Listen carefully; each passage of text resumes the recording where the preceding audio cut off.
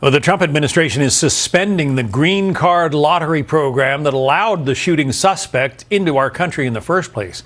DHS Secretary Noem announcing, quote, "At President Trump's direction, I am immediately directing the USCIS to pause the DV1 program to ensure no more Americans are harmed by this disastrous program." Let's bring in Tommy Pigott, the State Department's principal deputy spokesperson. Tommy, is the State Department also looking into this guy's background and you know what it is that first of all how he got here and what motivated him? Well, Secretary Rubio has also directed the indefinite pause of the diversity visa program for the simple reason of we need to figure out what happened, if there were vetting deficiencies that occurred here, and make sure those are addressed, that something like this never happens again. And that's living up to this commitment that we have here at the State Department from day one of this administration, to treat every single visa decision as a national security decision. We take that incredibly seriously, and we are constantly re-examining our vetting procedures to make sure that we have the most robust vetting procedures possible. The D1 program allows, what, 500 people a year to come in from countries that normally don't send a lot of immigrants to the United States? Is that how it works? Well, it's part of this broad array of several different visa categories that have existed, and part of what we're doing here is addressing each one in turn and making sure we have the vetting procedures that are appropriate for each. Each one of these visas is a case-by-case basis, but it's important that we have procedures, safeguards, criteria that are used by consular officers when judging these visas and making sure that each visa is only given to those that we're confident will not pose a national security threat, will not break our laws, will not break the terms of their visa. Well, putting a pause in this program might seem to some like an overreaction, but this is not the first time that one of these people who came to the United States on a D1 visa has turned killer. There was that rampage back in 2017 when an ISIS supporter rammed his truck into a bunch of people on a jogging trail in New York City. That guy was a D1 visa holder as well, Tommy. Well, when we see something like this happen, we need to make sure that we react appropriately, and part of that is examining the visa procedures in place.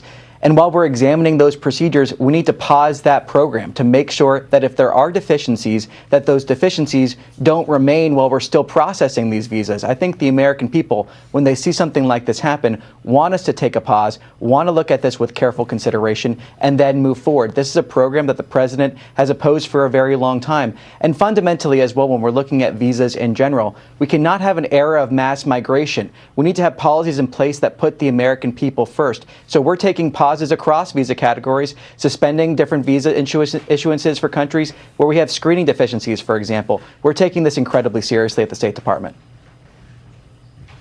There were about 95,000 visas revoked by the U.S. State Department in 2025. 8,000 of them international students. What does that say about the international student visa program in this country? Well, at all of these visas, what we're looking at here is a standard of, are they breaking the term of their visa? Do they threaten national security? Are they committing crimes when they're here in the country? So 95,000, the three leading categories there are for assault, DUIs, and theft. Bottom line here is we are not going to have people here on visas that drive drunk on our streets, that assault our people, or that steal from our stores. We're not going to allow it. And if we have situations with student visas, for example, where students here on those visas are promoting terrorism or breaking our laws, that is grounds for revocation. A visa is a privilege. It is not a right. And that's what it means to have an America First visa policy. You know, when we just heard from Peter Morisi, an economist who says America needs immigration, but we need to bring in people who bring skills, whether it be, you know, as a house framer or a nuclear physicist. You got to bring in people who have skills. The idea of just letting people into the country because they come from countries that don't get represented in America very much seems a little odd.